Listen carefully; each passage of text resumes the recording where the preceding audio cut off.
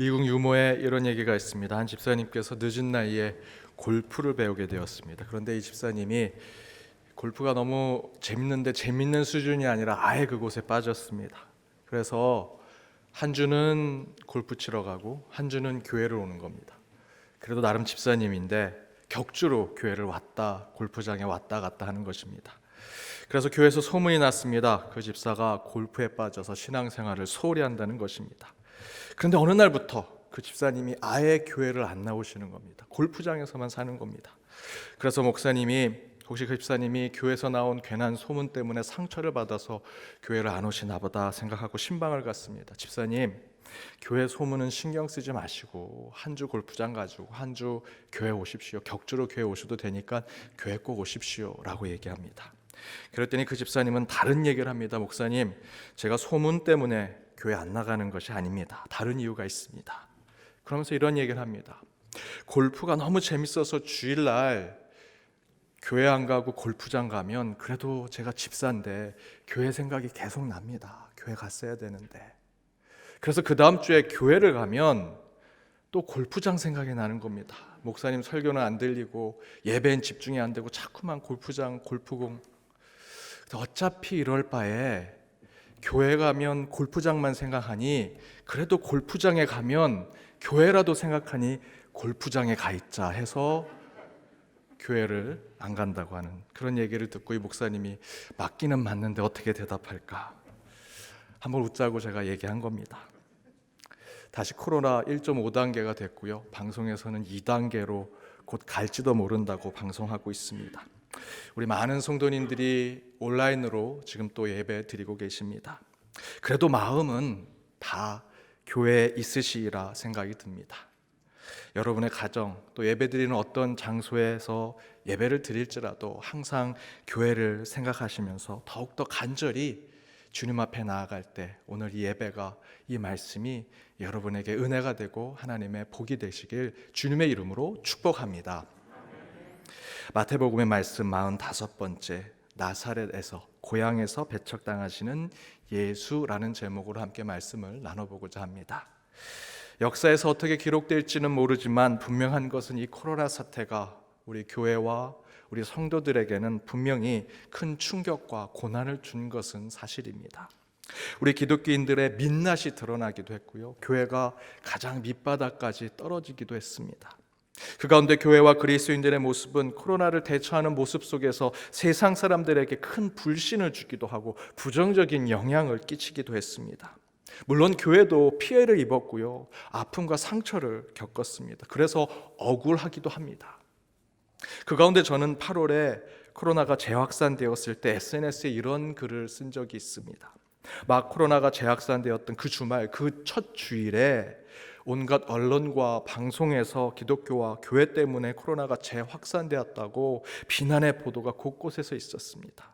그날 예배가 중지되어서 주일 예배 때 제가 이렇게 말씀을 전하는데 최소한의 사람들 앞에서 영화를 찍듯 텅 빈 예배당에서 설교를 하고 예배를 드리니 마음이 더욱 아팠습니다. 그 아픈 마음을 가지고 교회 사역 주일날 다 마치고 이제 집으로 가는데 사택에 있는 엘리베이터를 올라가려고 엘리베이터에 제가 들어갔는데 저 뒤에서 모녀가 막 엘리베이터를 타려고 뛰어오는 것입니다. 그래서 제가 열린 버튼을 누르고 기다리고 있었습니다. 그리고 막 모녀가 제 앞에 왔습니다. 그리고 딸이 그 엘리베이터로 들어가려고 하니까 그 엄마가 딸의 팔을 붙잡는 겁니다. 제가 입고 있는 이 성직자 셔츠를 보고 그 딸에게 작은 목소리로 이렇게 얘기합니다. 목사인가 보다, 다음에 타자. 저는 친절하게 그 모녀에게 같이 타고 이웃과 함께 친절하게 같이 올라가려고 했는데 그분들은 목사인 제가 마치 지금 막 확산되고 있는 코로나의 주범인 것처럼 저를 쳐다보고 경계하고 멀리하는 모습을 제가 보았습니다. 그런데 그때 제가 갖게 된 감정은 억울하고 화가 나고 속상하기도 했지만 그보다는 그분들께 이웃들에게 기독교인인 내가, 목사인 내가 괜히 불편함을 드린 것이 아닌가 미안하고 죄송한 마음이 들었습니다. 엘리베이터 하나도 같이 탈 수 없는 상황을 우리가 만들었구나 라는 생각에 미안하고 죄송했습니다. 그래서 저라도 죄송합니다, 저희 때문에 힘들게 되어서 미안합니다라는 사죄의 인사를 하고 싶어서 SNS에 글을 한번 쓴 적이 있습니다. 그런 상황을 겪으면서 어찌되었던 코로나 시대 상황 속에서 개신교회는 가장 큰 타격을 받았습니다. 가장 불신의 그룹이 되었고요, 가장 어려움을 겪게 된 종교가 되었습니다. 세상 사람들은 가장 이제 힘든 종교가 기독교라고 이야기합니다. 쉽게 표현하면 세상 사람들로부터 배척당하는 종교가 됐고요, 비난받고 거부당하는 종교가 되고 말았습니다. 그런데 그 모습은 지금 우리가, 저와 여러분이, 우리 교회가 처음 겪는 것이 아닙니다. 2000년의 역사 속에 교회와 우리 믿음의 선배들이 이미 그 순환과 고난을 당했습니다. 더 중요한 것은 우리 예수님께서 바로 그렇게 배척당하시고 거부당하시고 비난받으시는 그런 순환과 고난을 먼저 겪으셨습니다. 그것이 바로 오늘 본문의 말씀입니다. 마태복음 13장은 그 내내 예수님의 천국에 대한 비유의 이야기들이 나옵니다. 아름답고 정말 풍성한, 너무나 은혜로운 예수님께서 그 천국에 대한 비유 이야기가 쭉 나오죠. 그리고 마지막에 그 비유 이야기가 마친 후에 예수님은 고향으로 가신다라고 기록되어 있습니다. 그리고 예수님께서 자신의 고향에서 가르치는 사역을 계속하십니다. 그러자 고향에 있는 사람들이 예수님의 이야기를 듣고 54절에 56절에 이렇게 기록되어 있습니다. 그들이 놀라 이르되 이 사람의 이 지혜와 이런 능력이 어디서 났느냐? 이는 그 목수의 아들이 아니냐? 그 어머니는 마리아, 그 형제들은 야고보, 요셉, 시몬, 유다라 하지 않느냐? 그 누이들은 다 우리와 함께 있지 아니하냐?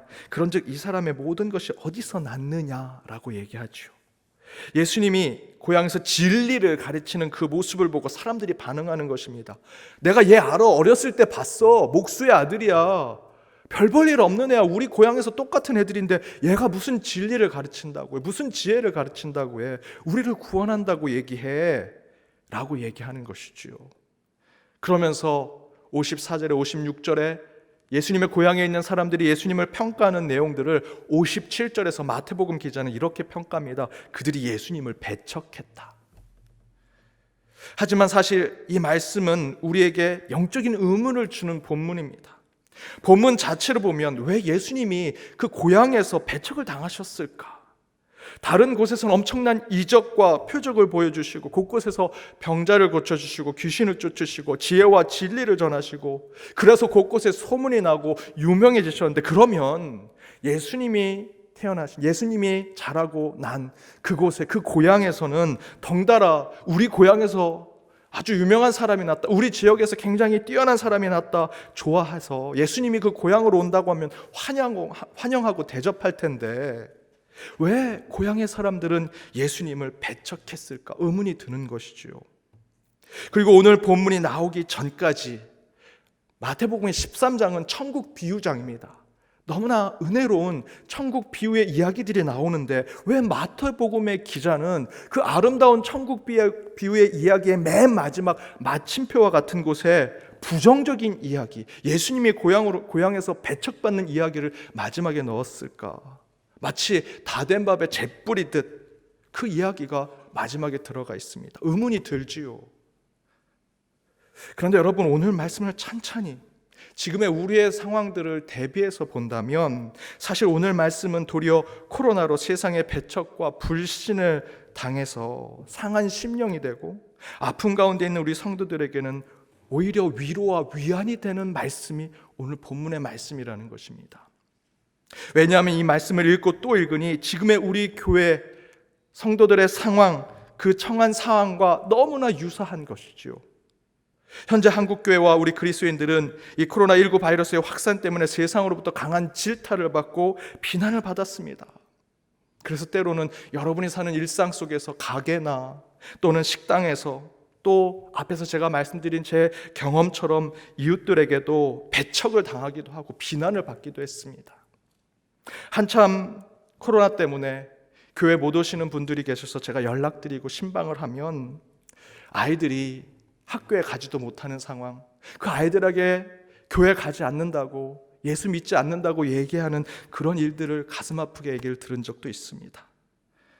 또 어느 성도님은 회사를 다니는데 코로나가 터지고 한 번도 교회를 안 오셔서 전화 신방을 드렸습니다. 그런데 그 회사에서는 교회 갈 거면 회사 오지 말라고 그렇게 경고와 주의를 줬다는 얘기를 들으면서 예수님께서 고향에서 당하셨던 그 배척, 그 거절감, 그 소외감도 우리가 지금 겪고 있는 거구나, 우리가 경험하고 있구나라는 생각을 했습니다.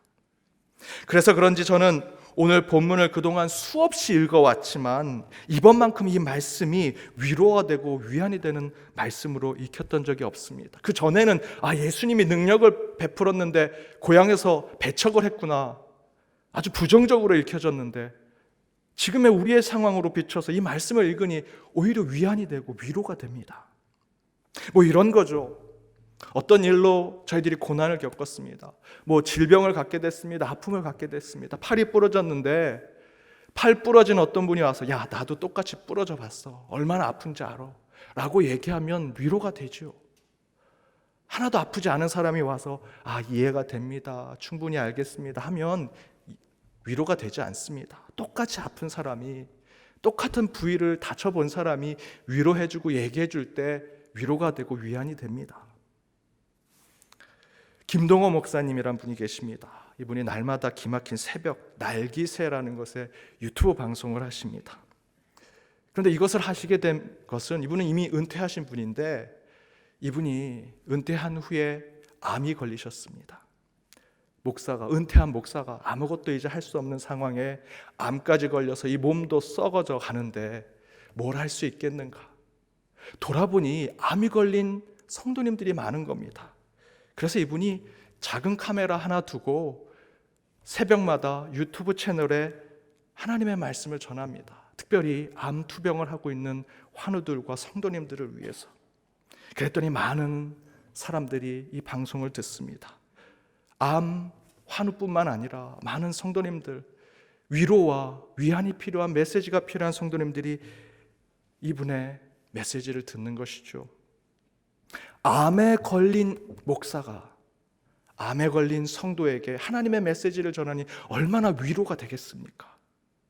이처럼 예수님이 고향에서 배척을 받으시는 모습은 신학적인 분석 이전에 지금 코로나로 교회와 성도가 배척받는 우리 시대에 사실 이 말씀은 위로가 되는 말씀입니다.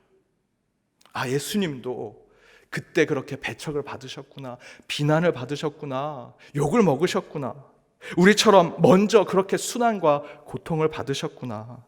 어떻게든 이 말씀은 사실 돌아보면, 우리의 상황으로 보면 위로의 말씀이 되는 것이지요.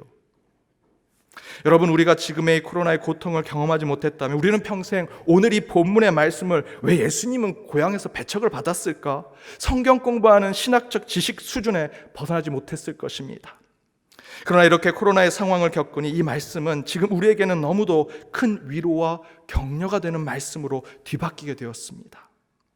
마치 이 말씀을 읽으면 예수님께서 너희도 지금 코로나 때문에 교회가 배척당하고 너희의 신앙이 고통을 받고 있지? 나도 고향에서 그런 비난 받았고 배척당했어. 하지만 걱정 마. 힘을 내라. 이제 곧 지나갈 거야.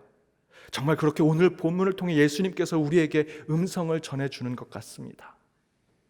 그런 관점으로 오늘 말씀을 읽으면 예수님께서 고향에서 배척당하시고 58절에 보시면 그들이 믿지 않음으로 말미암아 거기서 많은 능력을 행하지 아니하셨다라고 하는 이 말씀, 사실은 이 말씀 때문에 오늘 본문이 부정적으로 들리는 것인데 사실 이 58절도 부정적으로 해석하지 않아도 된다라는 것입니다.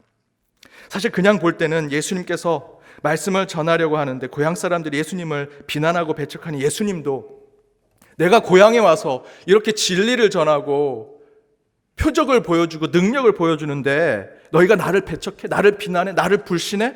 괘씸하구나, 불쾌하구나 화를 내면서 58절의 말씀대로 그래, 나는 이제 고향에서 더 능력을 행하지 않겠다라고 하는 것으로 받아들일 수 있는데 사실은 그런 부정적인 표현은 아니라는 것이죠.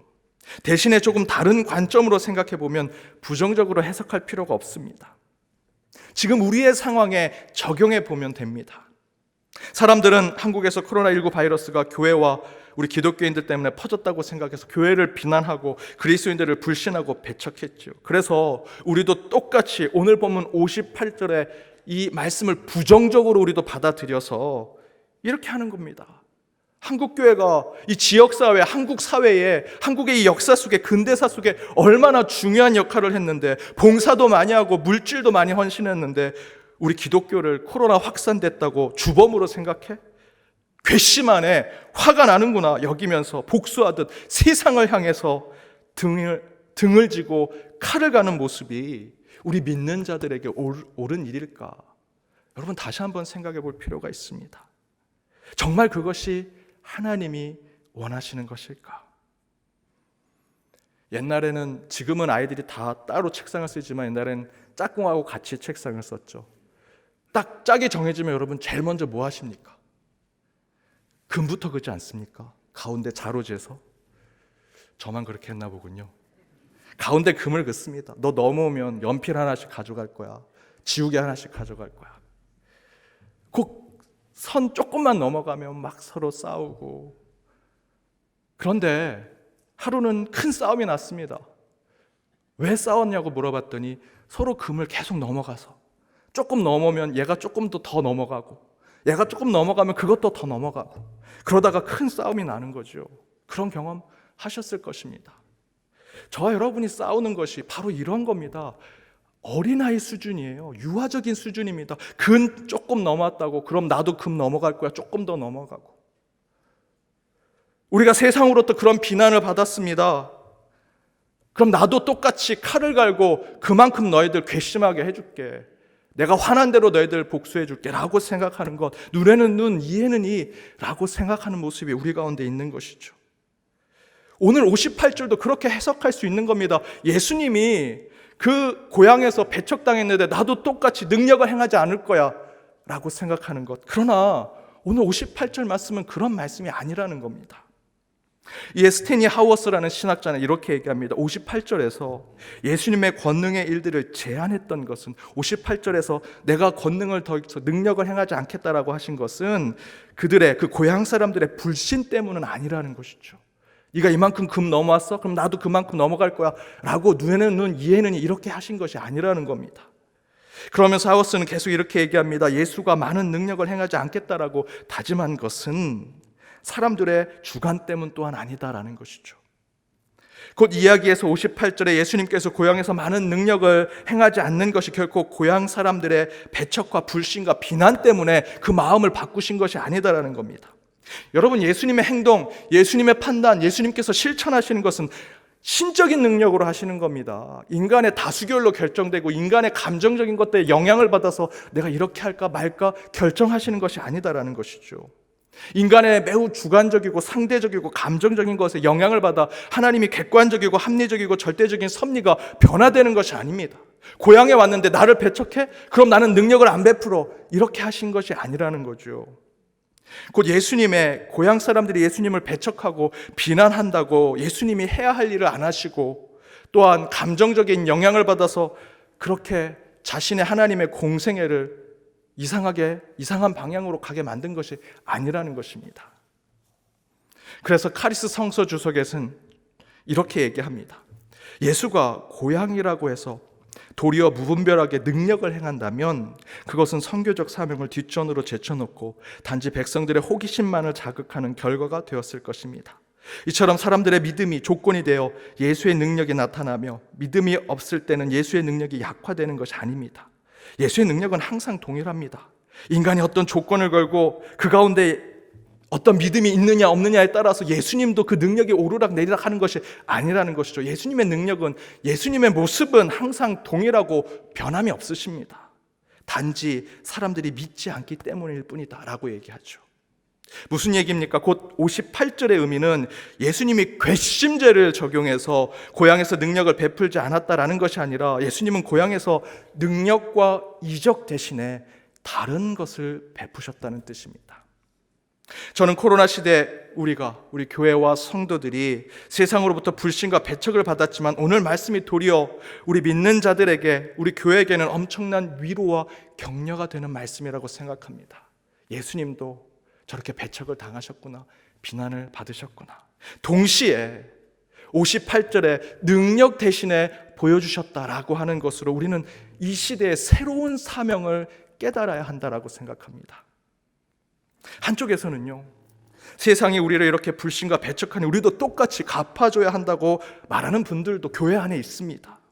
그래서 최근 교회에서 흘러나온 얘기는 분열과 정쟁과 불신과 호전적이고 공격적인 이야기들이 참 많이 나옵니다. 예수님도 고향에서 배척당하고 능력을 보여주지 않으니 우리 한국교회도, 한국 사회가 이렇게 한다면 우리도 괘씸죄를 적용하자라는 것이죠. 그러나 그것은 58절을 잘못 해석한 것입니다. 잘못 적용한 것입니다. 예수님은 58절에 많은 능력을 행하지 않으셨다는 것은 절대로 그 고향 사람들이 괘씸해서 심판하시겠다는 뜻이 아닙니다. 도리어 예수님은 그 능력을 보이지 않았다고만 하셨지 복음을 전하는 것을 포기하셨다, 또는 사람 낚는 일을 고향에선 하지 않겠다라고 하신 것이 아닙니다. 예수님께서 자신을 배척하는 고향에서 능력을 더 이상 보여주지 않겠다라는 것은 앞에서 제가 인용해드린 카리스 성서주석에 이렇게 얘기하죠. 예수가 고향이라고 해서 도리어 무분별하게 능력을 행한다면, 능력을 행하고 이적을 보여주고 표적을 보여준다면 그것은 선교적인 사명, 여기서 선교적인 사명은 하나님의 절대적인 기준, 변하지 않은 하나님의 판단입니다. 그것을 뒷전으로 하게 되어서 백성들의 호기심, 앞에서 말씀드렸던 스탠리 하우어스가 얘기한 인간의 주관적인 판단, 감정적인 건 상대적인 것에 자극하는 결과가 됐을 것이다 라고 이야기합니다. 그래서 예수님은 도리어 능력 대신에 다른 방법으로 고향에서 하나님의 진리를 전하고 구원 사역을 하셨다라는 것이죠. 저는 이 메시지가 코로나로 새로운 시대를 준비하는 저와 여러분, 그리고 한국교회에 매우 필요한 메시지라고 믿습니다. 그동안 한국교회가 세상을 향해 무엇을 보여줬습니까? 능력을 보여줬죠. 눈에 보이는 겉으로 화려한, 겉으로만 거대하고 겉으로만 뭔가 대단해 보이는 것들 통해서 어필하려고 하고 선교하려고 하고 전도하려고 했습니다. 사람을 동원하고 눈에 보이는 것을 크게 만드는 것으로 뭔가 능력 있어 보이고 표적을 보이려고 했죠. 그러나 이제 예수님처럼 이젠 저희도 배척당하고 비난받는 시대를 겪고 있습니다. 그때 예수님은 능력을 보여주기를 포기하셨습니다. 이제는 우리도 예수님처럼 능력이 아니라 다른 것으로 그 가운데 선교와 전도, 하나님 나라 운동을 해야 합니다. 그것이 무엇일까? 저는 바로 그것은 예수님의 진실하심과 신실하심으로 세상과 사람들을 대하는 것을 회복해야 한다라고 믿습니다. 예수님은 자신을 배척하는 고향에서 눈에 보이는 화려한 능력과 표적 대신에 눈에는 보이지 않지만 사람의 마음을 사고 사람의 마음을 얻는 진실하심, 신실하심의 방법으로 자신의 고향을 천국으로 만들려고 하셨습니다. 다른 곳에서는 표적과 이적과 능력으로 5,000명, 아니 수만 명을 먹이기도 하시고 그들이 예수님을 쫓아오게 하시고 왕으로 삼도록 만드셨지만 자신의 고향에서는 바로 그 능력과 이적 대신에 진짜 사람의 마음을 얻는, 마음을 사는 진실함과 신실함으로 그 고향으로 나아가셨다는 것이죠. 물론 성경에서는 예수님께서 고향에서 배척당하시고 그곳에서 능력을 행하지 않았다라고만 기록되어 있죠. 제가 말씀드린 대로 신실함, 진실함으로 고향으로 나갔다는 건 성경에 기록되어 있지 않습니다. 어떻게 그걸 목사님은 설교로 하실 수 있습니까? 라고 질문하실 수 있습니다. 저는 그 근거를 두 가지로 이렇게 봅니다. 첫 번째는 마가복음 16장 7절의 말씀대로 예수님은 십자가 죽음과 그 이후에 부활 이후로 가장 먼저 간 곳이 갈릴리 고향이었다라는 것입니다. 왕이 사는 예루살렘, 이제 예수님은 십자가를 지시고 죽고 부활하시면 왕이 되시는 겁니다. 그렇다면 예루살렘으로 들어가셔야죠. 입성하셨는데 왕의 보좌를 끌어내리고 왕이 되셔야죠. 그러나 예수님은 십자가 부활 이후에 예루살렘으로 가지 않으셨습니다. 자신의 고향 갈릴리로 가셨습니다. 귀신을 쫓아낸 광야로 가지 않으십니다. 오병이어로 5,000명을 먹이시고 기적을 베풀었던, 표적이 일어났던 그 땅으로 가지 않으십니다. 내 고향에 사람이 있는 곳, 내 인생의 자취가 남아있던 고향 땅 갈릴리로 가시지요. 나를 배척했었지만, 나를 비난했었지만, 나를 소외시키고 나를 욕했던 곳이지만 그곳에서 예수님은 자신의 진실된 하나님 나라 세우는 것을 확인하고 싶었습니다. 그것이 바로 두 번째입니다. 그 결과가 예수님 가족 가운데 나타나죠. 예수님의 가족들이 오늘 본문에서 예수님을 배척하는 주동적인 인물처럼 나옵니다. 하지만 훗날 예수 부활 후에 초대교회 때 가장 예수를 잘 전했던 사람들이 바로 예수님의 가족들이었습니다. 고향 땅은 예수님을 배척했습니다. 그래서 예수님은 능력과 표적을 베풀지 않겠다라고 말씀하셨죠. 그럼에도 불구하고 그 안에서 예수님은 배척했던 그 사람들을 변화시키십니다. 더욱이 가장 앞에서 예수님을 배척하고 비난했던 예수님의 가족들, 그들에게 변화를 주었습니다. 능력이 아닙니다. 이적이 아닙니다. 예수님의 진실하심과 신실하심으로 그의 가족을 변화시킨 거죠. 그래서 톰 라이트 목사는 이 상황을 이렇게 묘사합니다. 마을 사람들이 언급한 이들, 즉 예수님의 어머니 마리아와 형제 야고보와 요셉과 시몬과 유다도 이때는 다른 사람들처럼 예수님을 받아들이지 않았던 것 같습니다. 하지만 나중에는 달라졌습니다. 부활 이후에 예수님의 많은 친척들이 초대교회 위대한 지도자들이 되었고 그 중에서 특히 예수님의 형제 야고보는 유명했습니다. 지금 복음 메시지에 마음을 열지 않았던 것 같은 사람들도 언젠가는 하나님의 더 큰 사랑과 능력으로 돌이킬 수 있습니다. 그래서 저는 오늘 말씀이 우리 시대의 유일한 위로가 되는 말씀이라고 생각합니다. 코로나의 상황 속에서 교회가 우연인지 하나님의 뜻인지는 모르지만 코로나의 확산의 문제의 근원지가 교회라는 것이 사실은 일부분 우리도 인정해야 되는 사실이고요. 그래서 교회는 큰 타격과 부정적인 영향력을 주고 있는 건 사실입니다. 많은 학자들은 코로나 이후로 교회와 그리스도인들이 양적으로 쇠퇴할 것이고 사회적 영향력은 상실할 것이라 이야기합니다. 그 가운데 선교와 전도는 더욱더 어려워지겠죠. 저는 이 상황을 기독교 배척의 시대, 교회를 비난하는 시대가 되었다라고 생각합니다. 그것이 또한 당연한 시대가 된 것이죠. 그러나 오늘 본문에서 우리 예수님은 우리보다 먼저 그 비난과 배척을 받으셨습니다. 그 순환을 겪으셨습니다. 하지만 예수님은 그 고향에서 눈에 화려하고 겉으로만 대단해 보이는 능력과 표적을 행할 것을 포기하셨다라고 성경은 기록합니다. 그리고 대신에 예수님은 자신을 배척하는 고향 사람들의 마음을 사고 그들의 영혼을 얻고자 능력과 표적 대신에 신실함과 진실함으로 믿음을 주는 사역을 통해 고향 땅을 천국으로 바꾸시려고 하셨습니다. 그래서 예수님은 부활 후 처음으로 고향인 갈릴리로 가셨죠.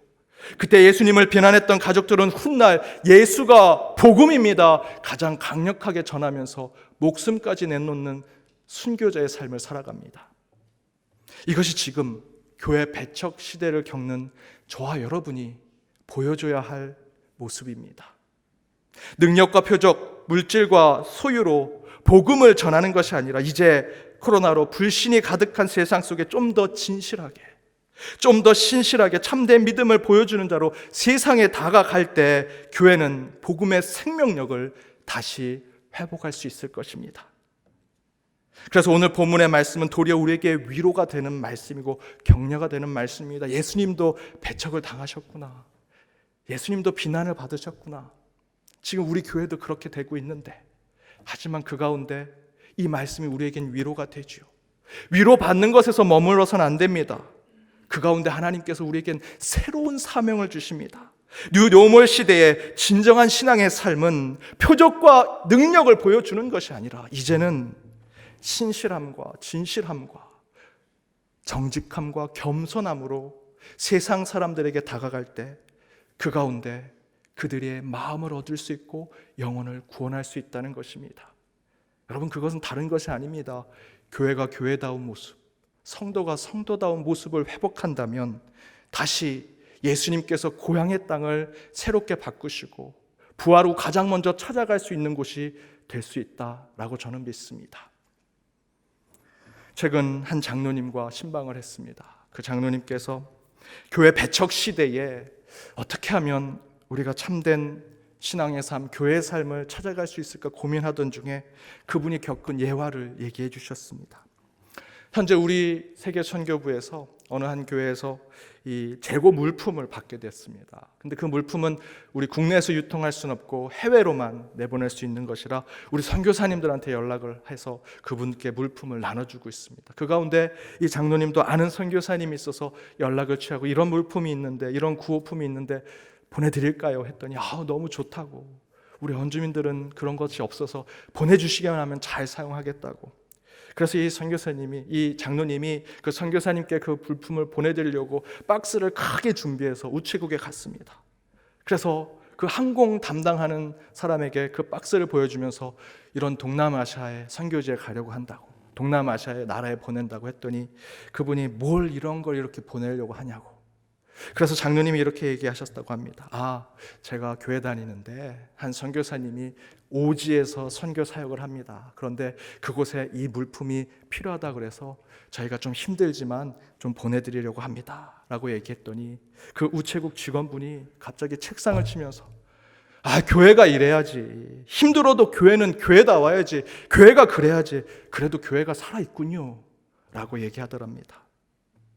장로님이 그 얘기를 듣고 이런 생각을 하셨다고 합니다. 어려운 시기일수록, 힘든 시기일수록 우리가 세상에 배척당하고 비난받는다고 할지라도 교회가 교회답게 해야 할 일을 한다면 사람들의 마음은 얻을 수 있겠구나 라는 것이죠.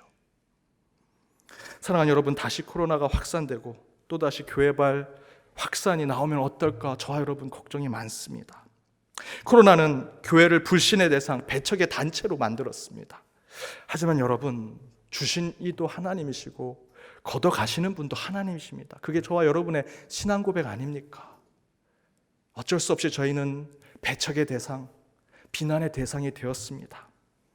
그 가운데 우리가 할 수 있는 일은 예수님께서 고향에서 배척을 받으셨지만 능력 대신에 진실함과 신실함으로 그들의 마음을 얻고 영혼을 구원했던 그 모습을 다시 회복하는 것입니다.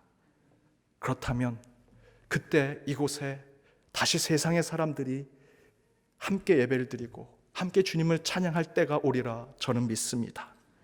사랑하는 여러분, 교회뿐이겠습니까? 여러분의 삶에서도, 여러분 가정, 일터, 여러분의 모임에서도 누군가가 여러분을 배척하고 비난하고 뒤에서 험담을 하고 혼자 된 것 같은 소외를 겪으실지라도 우리 예수님이 먼저 그 고통을 겪으셨습니다. 그 가운데 주님께서 우리에게 말씀하십니다. 어떤 것으로, 어떤 능력으로, 눈에 보이는 것으로 어필하려고 하지 마라. 너의 있는 모습, 신실함, 진실함, 정직함, 그리고 겸손함으로 살아간다면 언젠가 너는 인정받게 될 것이고 하나님이 너를 지켜보아야 할 것이다. 저와 여러분, 또 우리 교회가 배척의 시대를 겪고 있습니다. 그럼에도 불구하고 그 가운데 능력과 이적이 아니라 우리 가운데 있는 진실한 마음으로 세상에 나아간다면 반드시 하나님께서 우리에게 소망을 주시리라 믿습니다. 그 진실함과 신실함으로 한 주 살아가시는 저와 여러분이 되기를 주님의 이름으로 축복합니다. 기도하시겠습니다. 사랑과 은혜의 하나님, 예배를 사모하여 주의 전에 나와 말씀 가운데로 나아갑니다. 주님, 오늘 허락하신 말씀으로 한 주 새롭게 살게 하시고 말씀으로만 승리하며 이기는 자들이 되게 하여 주옵소서. 코로나로 교회와 믿는 자들이 비난과 배척을 당합니다. 그러나 먼저 고난받으신 예수님을 생각하며 그럼에도 불구하고 우리 믿음의 사람들이 세상에서 해야 할 일이 무엇인지 깨닫게 하여 주옵소서. 세상은 우리를 비난할지라도 마지막까지 복음의 진실함과 믿음의 신실함으로 그들의 영혼과 마음을 얻는 자들이 되게 하시고 그 안에서 참된 신앙의 삶을 살게 하여 주옵소서. 이 모든 간구 예수님의 이름으로 기도드립니다. 아멘.